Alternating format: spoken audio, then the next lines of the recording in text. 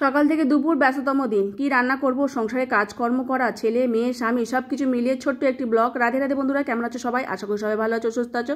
সকাল থেকে আজকে ব্লগটা শুরু করছি। রান্না করব, তার জন্য একটুখানি বাঁধাকপি কুচিয়ে নিচ্ছি। আমাদের সারাদিনটা রান্না বান্না কাজকর্ম নিয়েই দিনটা যায়। তো বাঁধাকপিটা একদমই ভালো ছিল, ঝিরিঝিরি করে নিচ্ছি টাইট মতো। যেগুলো ভস্কা ভস্কা বাঁধাকপি হয় সেগুলো বানাতে দেরি হয়, কিন্তু এটা খুব সুন্দর ছিল। একদিকে ডাল বসিয়েছি, একদিকে অন্ন বসিয়ে দিয়েছি। অন্নটা হয়ে এসেছে, বেশিক্ষণ সময় লাগে না। এটা মুগরা চাল তো, মানে 10 মিনিটের মধ্যেই রান্না হয়ে যায় অন্নটা। আবার বেশিক্ষণ রাখলেও আবার গলে যায় খুব তাড়াতাড়ি, আবার ফ্যানটা ঝাড়িয়ে নিতে হয়। যাই হোক, অন্নটা হয়ে গেছে, এখন ফ্যান ঝাড়িয়ে নিচ্ছি। অন্নটা ফুটে গেলেই মানে বেশিক্ষণ সময় লাগবে না, এদিক ওদিক হয়ে গেলেই ভাতটা জড়িয়ে যায়। তো তাড়াতাড়ি করে নামিয়ে নিয়েছি, হয়ে গেছে। আবার উপর করে আবার হাওয়া খাওয়াতে হবে, নইলে একদম গলে যাবে ভেতরে। এটা তো সেই দেরাদুন চাল, তো সেই জন্যই এরকম হয়। তো যাই হোক, এখন বাঁধাকপিটা ভেজে নিচ্ছি শুকনো লঙ্কা সর্ষে ফোড়ন দিয়ে। কী রান্না করবো আজকে ঠিক ছিল না, তো বাঁধাকপি ছিল, বাঁধাকপিটাই রান্না করছি নুন হলুদ দিয়ে। বাঁধাকপি ভাজাটা খুব ভালো লাগে, শাক ভাজার মতোই খেতে লাগে। তো এটা আমি শিখেছিলাম দ্বারকায় গিয়ে, ওখানে একটা মন্দিরে প্রসাদ পেয়েছিলাম। তো আমি কোনোদিন দেখিনি যে বাঁধাকপি ভাজা খাওয়া যায়। বা সবসময় বাঁধাকপি তরকারি খেয়েছি, অনেক কিছু সবজি করেছি, কিন্তু বাঁধাকপি যে ভাজা খাওয়া যায় সেটা জানতাম না। তো ওখানে প্রসাদে বাঁধাকপি ভাজা দিয়েছিলো, আর প্রথমবার খেয়েছিলাম, খুব টেস্ট লেগেছিলো।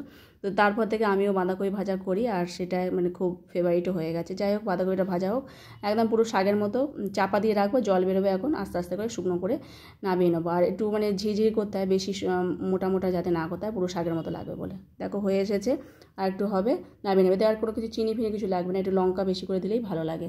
যাই হোক, মুগের ডাল বসেছিলাম, সেটা টমেটো দিয়ে সাঁতলে নিয়েছি, আর একটু হিং দিয়েছিলাম, সর্ষে, শুকনো লঙ্কা, টমেটো, একটু ধনেপাতা দিয়ে দিচ্ছি। কড়াইশুঁটি দিচ্ছি না, কড়াইশুঁটি আছে কিন্তু জয়িতে আবার কড়াইশুঁটিটা ভালো লাগে না, কেননা এখন কড়াইশুঁটিগুলো একটুখানি শক্ত শক্ত মতো থাকে, তাই জন্য।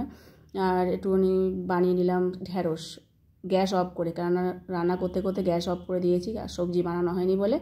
তাই ডালটা হয়ে গেছে, গ্যাস অফ করে রেখেছিলাম, এখন ঢেলে নিচ্ছি, সময় পাইনি। এই হয়, রান্না করতে করতে আনাজ বানাতে বানাতে আবার রান্না করি। সর্ষে ছিল না, সর্ষে আর পোস্ত একটুখানি মিশিয়ে বাটবো, ঢ্যাঁড়সের ঝালটা হবে বলে একটু ভাজা করতে দিয়ে দিয়েছি, কালো ফোড়ন দিয়ে। এখন নুন হলুদ দেবো, দিয়ে আবার চাপা দিয়ে দেবো। এদিকে মশলাটাও করে নিতে হবে, একটুখানি কাঁচা লঙ্কার মধ্যে দিয়ে দেবো, একটু মাখো মাখো মতো করবো, কেননা ডাল করেছি যেহেতু, তো বেশি রসা লাগবো না। ওইদিকে সবজিটা হচ্ছে, আর এদিকে আমার তো রান্না হয়ে গেল। আজকে আর কিছু তেমন করিনি, তো বাসন কয়েকটা পড়েছিল, সেগুলো মেজে ধুয়ে নিচ্ছি। আর তরকারি ততক্ষণ হোক, তারপর ভগবানের ভোগে তারা সাজাবো। প্রভু যে স্নানে গেছে, আর ছেলেমেয়েরা তো সব ঘরেই আছে। গোগো শুধু কলেজে চলে গেল, ও কেন পরীক্ষা দিতে যাবে, তো খাবার ছিল সেই খেয়েই গেছে। আমার রান্না দেরি করলে করেছি। তো দেখো, আলু ভাতে একটুখানি করেছিলাম, কেননা শুকনো লঙ্কা ভেজে আলু, আজকে তো আলুর কেমন কিছুই করা হয়নি, তাই এবার ভাবলাম একটুখানি আলু ভাতে দিয়ে দিই। শসা দিয়ে ঘি দিয়ে ভগবানকে সেবা দিয়েছিলাম, আর খুব সুন্দর প্রসাদ হয়েছিল আজকে। সেই প্রভুজি, আমি আর জয়িতা সকলে মিলে এখন প্রসাদ পাচ্ছি। খাওয়া দাওয়ার পর প্রভুজি আবার অফিসে চলে যাচ্ছে। আর আজকে সকাল ঠিক ছিল না কি রান্না করব, সবজি দেখেই আমি বার করি, সেই অনুযায়ী রান্না হলো। তো যেদিনকে অনেক সবজি থাকে সেদিনকে চিন্তা করে রাখি কী রান্না করবো, আর যেদিনকে সবজি থাকে না সেদিনকে সকালবেলা উঠেই ঠিক করি। কিছু নোংরা ছিল সেটা বাইরে রেখে দিলাম, আর এসে ঘরের কাজকর্ম এখন সেরে নিচ্ছি। এখন তো সব ঘরের সংসারে কাজকর্ম করতে হবে, সকাল থেকে এই চলে সংসারে কাজকর্ম, কি রান্না করব, এসব ছেলে মেয়ে স্বামী সবাইকে নিয়ে এইভাবে দিন কাটানো হয়। তো এটা পরিষ্কার করে নিয়ে তারপরে কতগুলো লেপ কম্বল ছিল সেগুলো বাইরেই বার করা আছে, তোলা হয়নি, মানে শীত চলে গেছে, আর সেগুলো রেখেই দিয়েছি, কুড়ুমো করে করে রেখে দেওয়া হয়, তোলা হয় না। আর কিছু জামা কাপড় কিনেছিলাম, সেগুলো এখন পাট করে আর গুছিয়ে রেখে দেবো। তারপর কম্বলগুলো তুলবো, কারণ ওগুলো পড়েই গেছে, আর তো লাগবে না, গরম পড়ে গেছে সেই জন্য। তো ধুতিও কেচেছিলাম, সব কেচে উজালা দিয়েছি, খুব সুন্দর পরিষ্কার। কাঁচা জিনিস সাথে সাথে দেখতে ভালো লাগে, কিন্তু যখন নোংরা হয়ে যায় তখন আর ভালো লাগে না। তো ওগুলো গুছিয়ে রাখি।